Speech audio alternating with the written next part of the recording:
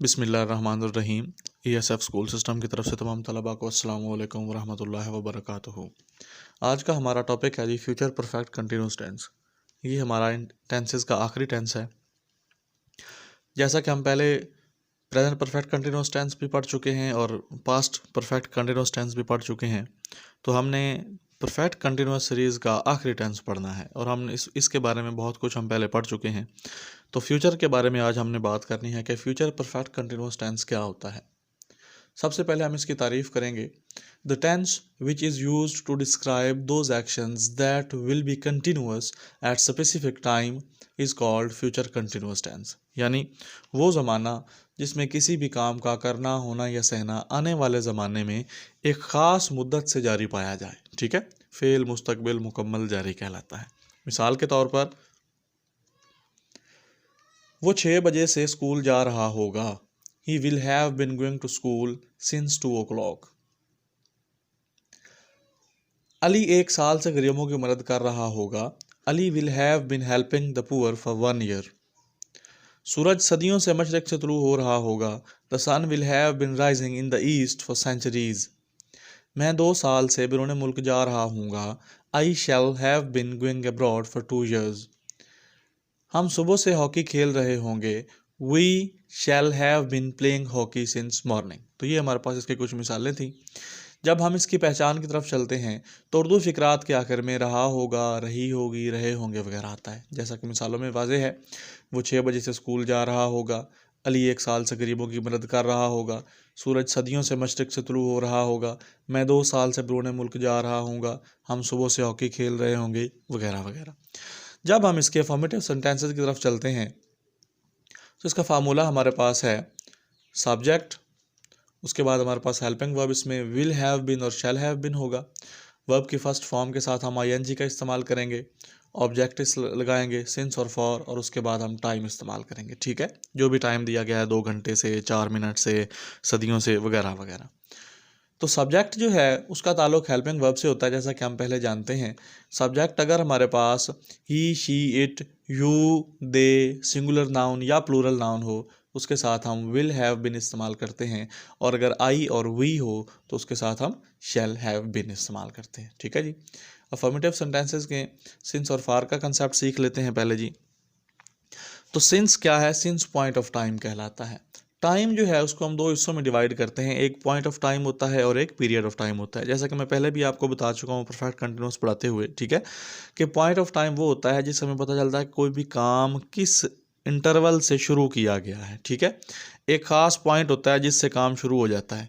लेकिन जो period of time होता है वो ये बता रहा होता है कि ये काम जो है ये कितने दौरानिये से शुरू हुआ है। ठीक है, 2 घंटे से, 3 घंटे से, ये उसकी ड्यूरेशन है।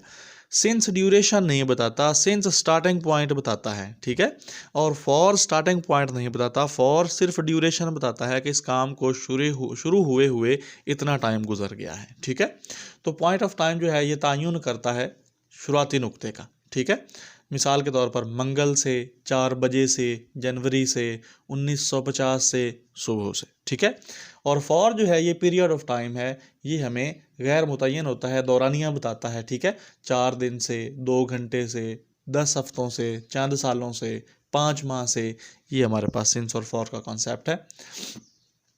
जब हम इसकी प्रैक्टिस देखते हैं, ये फॉर्मेटिव सेंटेंसेस के ऊपर मैं फार्मूला लिख देता हूँ। Subject, helping verb, V1, ING, object, since, for और टाइम।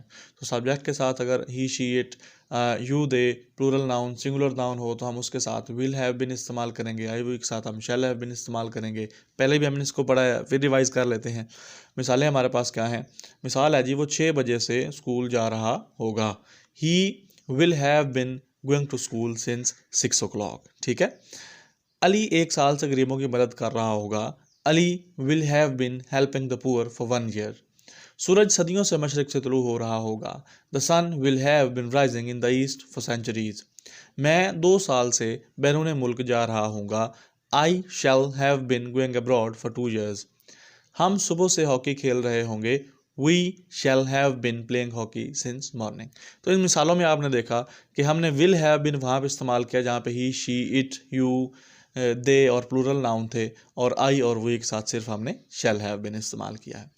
तो जब हम नेगेटिव सेंटेंसेस की तरफ चलते हैं तो उसके फार्मूले में बस एक स्लाइड सी चेंज है कि विल के बाद हमने नॉट लगाना है, उसके बाद हमने हैव बीन इस्तेमाल करना है। ठीक है, मिसालें हैं, वो 6 बजे से स्कूल नहीं जा रहा होगा, he will not have been going to school since 6 o'clock। ठीक है, अली 1 साल से गरीबों की मदद नहीं कर रहा होगा, Ali will not have been helping the poor for 1 year।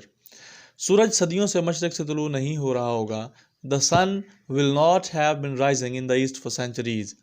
मैं 2 साल से बैरून मुल्क नहीं जा रहा हूँगा, I shall not have been going abroad for 2 years। हम सुबह से हॉकी नहीं खेल रहे होंगे, we shall not have been playing hockey since morning. हाँ जी, आगे चलते हैं जी इंटरोगेटिव सेंटेंसेस की तरफ। तो इंटरोगेटिव सेंटेंसेस के हमारे पास 2 फार्मूला आई हैं। पहला फार्मूला जो है वो है will, shall, subject, have been, V1, ING, object, since, for, time और क्वेश्चन मार्क।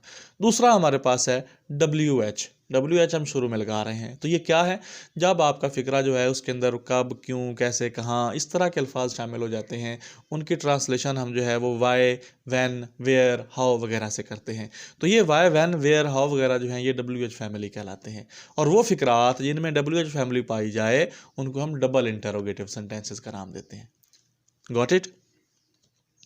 मिसालें हैं जी हमारे पास, क्या वो 6 बजे से स्कूल जा रहा होगा, फार्मूले के मुताबिक विल को हम बाहर निकाल लेंगे, will he have been going to school since 6 o'clock। ठीक है, क्या अली 1 साल से गरीबों की मदद कर रहा होगा, will Ali have been helping the poor for 1 year।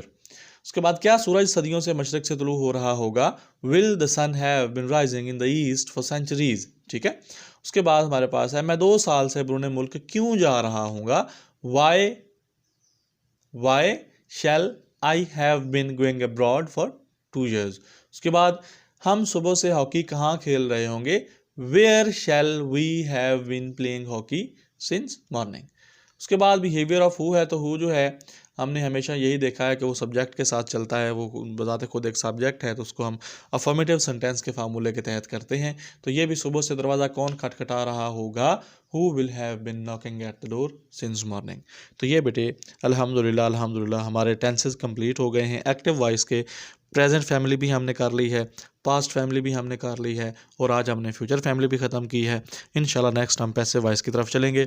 मज़ीद पुरानी वीडियोस देखने के लिए, जो लेक्चर्स आपने नहीं लिए, जिस टेंस की आपको समझ नहीं आई, आप दोबारा से मुझसे पूछ सकते हैं। मुख्तलिफ सेंटेंसेस आप मुझसे पूछ सकते हैं, मुख्तलिफ कंसेप्ट आप मुझसे पूछ सकते हैं, और पुराने लेक्चर्स देखने के लिए आप मेरा यूट्यूब चैनल विज़िट कर सकते हैं।